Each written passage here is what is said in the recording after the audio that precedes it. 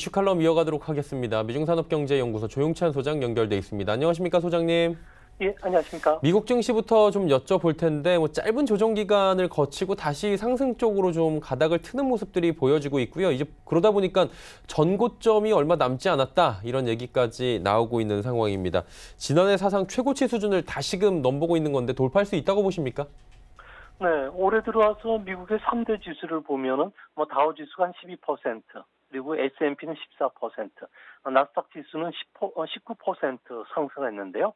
현재 짧은 주가 조정을 보인 것은 아무래도 1분기 순이익이 전년 동기 대비해서 2.5% 감소할 것으로 봤기 때문에 그런 것으로 보여지는데요. 하지만 오늘 증시가 반등했던 것은 앞으로 순이익 증가세가 모멘텀이 강해진다는 것을 의미하고 있기 때문에 앞으로 발표되는 기업 실적 악화라고 찾아오더라도 증시에는 미치는 영향은 크지는 않을 것으로 보여집니다. 기업 실적들을 자세히 보면은 11개 업종 중에서 에너지는 한 21% 감소하고요. 소재도 17% 순이익이 감소하겠지만 이는 주가에 다 반영이 되어 있고요. 또 2분기부터는 순이익이 증가세로 돌아서고 연간으로는 한 3.1% 증가할 것으로 보여집니다. 내년에도 연간으로는 12% 정도 증가를 하게 되는데요. 경제 예측기관들이 그 평균치를 내보면은 올해 GDP 성장률은 미국은 2.3% 전후, 내년은 2% 전후로 여전히 잠재 성장률을 웃돌고 있기 때문에 다우지수 같은 경우에는 S&P 지수보다 또 먼저 최고치를 경신해 나가지 않을까 이렇게 조심스럽게 전망을 해봅니다. 그리고 지금 나스닥 기술주 중심의 나스닥이 지금 그 지수에 크게 기여를 하고 있는 모습인데 어떻게 보십니까, 나스닥 쪽은? 네, 나스닥 지수 같은 경우에는 지난해 8월 최고치에 거의 육박하는 수준까지 올라왔는데요. FRB가 금리 인상 중단을 했다는 문제, 또 미중 무역 회담에 대한 진정 가능성이 호재로 작용하고 있습니다. 가파라든지 판 같은 경우에는 지난해 연말부터 실적 악화를 우려해왔는데요. 최근 들어와서는 애플이라든지 반도체 기업에 대한 애널리스트들의 투자 판단이 계속 상향 조정이 되고 있기 때문에 기술주들의 모멘텀이 여전히 강하다고 볼 수가 있는데요. 나스닥 지수가 사상 최고치를 육박하는 이런 주가 수준에도 예상 주가 수익비를 보면은 최근 한 10년간 평균치를 약간 웃돌 정도로 과열 우려감이 없다는 것도 한 가지 호재가 되고 있는데요. 아무래도 예상 순이익이 계속 증가하고 있기 때문에 높은 주가 사항을 계속 떠받쳐 주는 것이 아닌가 이렇게 보여집니다. 이제 앞으로 기술주들 같은 경우에는 혁신적인 기술이라든지 비즈니스를 만들어낼 수 있는 하이테크와 관련된 대형주 쪽의 성장 가능성이 높기 때문에 중장기적으로도 계속 상승 흐름을 타지 않을까 생각이 됩니다. 그리고 이번 주 화요일 방송에서 중국 상하이 증시에 과창판 지금 새로운 시장이 열린다라고 말씀해 주셨는데 이게 과학 창업판이잖아요. 이게 중소기업판이나 창업판과는 좀 다르고 어떤 종목들이 거래가 되고 상장이 되는지 궁금한데 이 부분 좀 설명 들어볼 수 있나요? 네, 중국 지인들 같은 경우에도 최근 시진핑 국가주석이 직접 추진하고 있는 과창판 프로젝트에 상당히 관심이 많다는 이야기들을 전달하고 있는데요. 과창판 같은 경우에는 우량 기업이 해외 상장되면서 빠져나가고 있기 때문에 중국 증시는 올드 이코노미 기업들만 남는다고 중국인들조차도 불만스럽게 생각하고 있고요. 그러다 보니까 주가가 좀 올라가지 않고 정책 시장이라는 불명의 딱지를 그대로 갖고 있기 때문에 그렇다고 합니다. 이제 앞으로 미중 무역 마찰을 해소하기 위한 대합의점에 이르렀는데요. 중국 제조 2025라든지 국유 기업에 대한 보조금 정책이 이제 앞으로 대폭 수정이 되기 때문에 하이테크 기업에 대한 위기감을 해소시켜주기 위해서 과창판 증시가 좀 더 속도를 내면서 추진될 것으로 보여지는데요. 과창판 증시는 세 가지 특징을 갖고 있다고 합니다. 일반 증권 시장보다도 더 정부의 관여폭을 간소화시키는 쪽으로 나갈 것으로 보여지는데요. 이 때문에 상장 신청 요건도 일부 충족하기만 하면 상장이 될 것으로 보여지고요. 또 상장 기준도 낮추게 됩니다. 매출액이라든지 순이익 같은 경우에는 엄격한 기준이 적용이 되지만 앞으로는 적자 기업이라도 기업 규모만 충족이 된다면 상장을 시키겠다는 거고요. 세 번째로는 거래 기준도 확대시킵니다. 상하 증시 같은 경우에는 가격 등락폭이 상하 10%인데요. 과창판 같은 경우에는 상하 20%로 확대시켜줄 예정으로 있고요. 현재 중국 증시에서는 주가 수익률이 23배 이하를 유지하라고 증권 당국이 계속적인 지도를 하고 있는데요. 이것도 역시 폐지시켜주겠다는 겁니다. 이 때문에 현재 44개 기업이 상장을 신청을 했고요. 이 중에 3개는 상장 심사를 끝마쳤는데요. 이 안에 그 내용들을 보면은 유니콘 기업이라고 해서 그 기업의 그 주가를 기준으로 해서 평가액이 10억 달러 미만인 그 비상장 기업들 중에서도 반도체라든지 로봇 제조, 나노텍 기업들이 많기 때문에 앞으로 이들 기업 그리고 또 커피 체인점이라든지 수요 비즈니스 기업들도 상장을 준비하고 있다는 점에서 이런 그 새로운 비즈니스 창출하는 기업들이 속속 상장이 된다는 측면에서 중국 증시의 하나의 호재가 되지 않을까 보여집니다. 호재가 된다라고 말씀해 주셨는데 좀 더 구체적으로 여쭤보도록 하겠습니다. 이게 본격적으로 거래가 시작되잖아요. 기존 상하이 주식이나 선전 증시에 어떤 구체적인 영향을 좀 주게 되는 겁니까? 네, 아무래도 악재라고 하면은 이 과창판 증시로 시중 자금이 몰려나갈 가능성 때문에 기존 증시는 좀 주가 조정이 찾아올 가능성은 있겠지만 두 가지 측면에서는 중국 증시에도 커다란 호재가 될 것으로 보여집니다. 첫째는 기술 기업들의 그 상장 붐이 찾아오게 되는데요. 중국 같은 경우에는 보통 평균적으로 10개 이상의 기업이 상장이 됩니다. 그러다 보니까 상장을 기다리는 예비 상장 기업들이 상당 기간 기다려야 되기 때문에 해외 시장으로 빠져나가는데요. 이제 이 때문에 과창판 같은 경우에는 기술주의 강점을 많이 갖고 있는 기업들 같은 경우에는 기존 채널보다도 훨씬 빠르게 상장이 될 수가 있고요. 또한 저비용 구조라는 점에서는 앞으로 그 주가에도 좀 상당 기간 호재가 되지 않을까 보입니다. 둘째는 상장 그 기업들이 활발하게 상장이 됐을 경우에는 기존 주식시장에도 밸류션 측면에서도 긍정적인 효과를 준다는 거죠. 기존에 상장되어 있는 기술주의 밸류에이션 같은 경우에도 다시 재평가받기 때문에 상하이나 선전 증시도 상승할 수가 있다는 겁니다.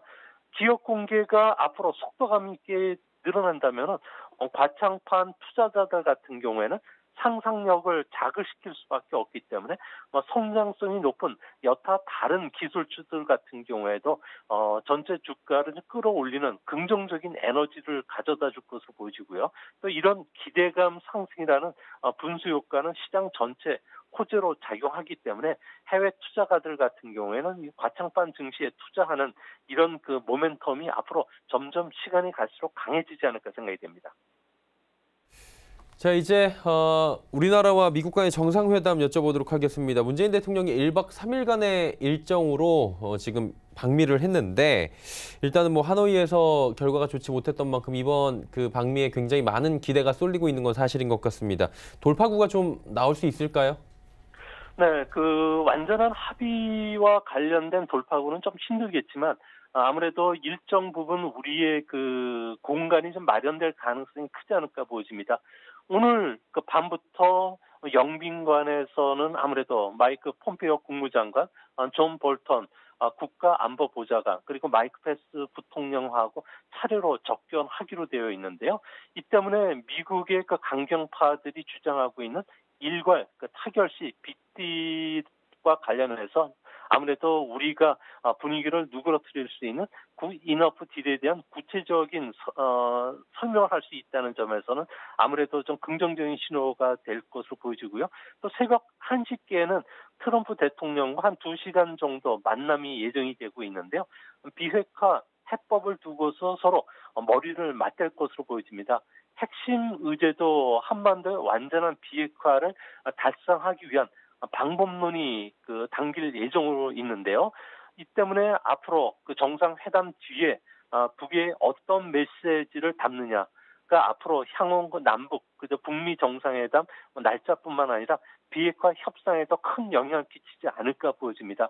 우리 같은 경우에는 연속적인 조기 수학의 중요성을 계속 언급을 해왔기 때문에 단계적 대북 보상 방안들이 주로 거론이 될 것이라고 하는데요. 금강산 관광이라든지 개성공단 재가동과 같은 북한에 줄 수 있는 당근 제시를 할 것으로 보여지지 않을까 보여집니다. 정상간 논의에서 우리나라가 최대한의 압박을 통한 빅딜 원칙을 좀 고수하는 조건으로 중재자 역할을 할 수 있는 어느 수준의 좀 여지를 받는다면 북한에 대한 협상 테이블로 불러들이는 게 가능하다는 측면에서는 이번 방미의 가장 중요한 핵심 포인트가 되지 않을까 보여집니다. 네, 한미 정상회담을 앞두고 있는 상황이고요. 이제 여기에 영향을 직접적으로 받는 곳이 북한 아니겠습니까? 김정은 위원장이 제재 혈안인 적대 세력들의 심각한 타격을 줘야 한다. 강경 노선을 또 피력을 했습니다. 그러다 보니 이게 한미 정상회담에 어떤 영향을 미치기 위한 의도가 아니냐라는 얘기가 나오고 있는데 이런 것들이 좀 정상회담에 그래도 어떤 입김이 작용할 수는 있겠죠? 네, 그렇습니다. 비핵화와 관련해서는 얽히고 설켜 있기 때문에 이런 실타래를 풀기도 전에 북한이 먼저 자력 경쟁을 외쳤고요. 적대 세력에 대한 심각한 타격을 줘야 되겠다는 새로운 대전략 노선을 발표를 했는데요. 하지만 김정은의 신년사에서도 새로운 길을 모색하겠다고 밝혔기 때문에 이런 문제는 우리 백악관에 가는 청와대에서도 아무래도 충분히 예견됐던 사항으로 보여집니다. 김정은이 이야기했던 내용 중에서는 북한을 비난하는 문제, 또 핵 언급이 없었다는 측면에서는 협상의 주도권을 가져오기 위한 전략 차원으로 보여지는데요. 다만 걱정스러운 점은 김정은 위원장이 자력갱생을 27회 언급했다는 점에서는 대북 제재 장기화에 대비하기 위한 버티기에 들어간 것이 아니겠는가 이렇게 보여집니다. 한미 정상회담을 앞두고서 미국의 일괄 타결이라든지 한국의 굿 이너프 딜에 응하지 않겠고 이제 앞으로 협상의 공은 한국과 미국이 협상을 통해서 알려달라고 공을 넘겼기 때문에 앞으로 한미 정상회담에서는 북한이 납득할 만한 제재 해제를 이끌어내야지만 되는데요. 하지만 이 문제와 관련해서도 미국에서는 쉽게 제재 해제를 나서진 않을 것으로 보여진다는 점에서는 문 대통령의 고민도 그만큼 깊어지지 않을까 생각이 됩니다. 일단은 시각차가 크다는 건 예초에 알려져 있던 사실인데 하나하나 따져보면 이 부분이 극명하게 이 양국 간의 시각차가 나오는 것 같습니다. 그러다 보니 문재인 대통령의 이 중간의 역할이 굉장히 또 중요하다라고 얘기가 나오는데 평화 구축의 단초가 좀 만들어질 수 있을까요? 네, 북한 같은 경우는 스몰 딜을 계속 주장하고 있는데요. 단계적 비핵화, 단계적 이행을 계속 주장하고 있고요. 반면에 미국 같은 경우에는 북한을 신뢰할 수가 없기 때문에 포괄적 방식을 양보하지는 않겠다고 이야기를 하고 있습니다. 이 때문에 우리는 절충 아닌 굿 이너프 딜을 통해서 비핵화 협상의 돌파구를 만들겠다는 전략인데요. 근데 문제는 이런 제재 해제 범위가 굿 이너프 딜에서는 상당히 좀 모호하다는 점입니다. 핵 폐기 대가로 불충분한 당근을 제시했을 경우에는 꽉 막힌 비핵화 협상을 돌파하는 모멘텀이 약하다는 것도 사실인데요. 이 때문에 앞으로 우리가 준비하는 당근이 뭐냐에 따라서 북한이 반응하지 않을까 보여집니다. 그 중에서도 우리가 가장 먼저 주장하는 거는 산모라든지 유아를 위한 의약품이나 분유 지원을 거론할 것으로 보여지고요. 두 번째는 농약뿐만 아니라 비료 지원이 시급한 시점입니다. 여기에 남북 철도 연결 사업이라든지 금강산 관광, 개성공단 재개 외에도 경제 숨통을 크게 할 수 있는 플러스 알파라는 거죠. 여기에 보면은 북한이 하노이 회담 때 미국이 요구했던 5가지 경제 제재 해제와 관련해서 구체적인 논의도 우리하고 미국의 실무자들 사이에서는 논의가 될 것으로 보여지는데 이 중에 최소한 2-3가지 정도를 좀 들어줘야 되지 않을까 보여지고요. 마지막으로 김정은 위원장의 체면을 좀 세워줄 수 있을 정도의 미국이 종전 선언을 해준다든지 평양의 연락사무소와 관련된 설치안도 아무래도 좀 논의될 가능성이 크지 않을까 보여집니다.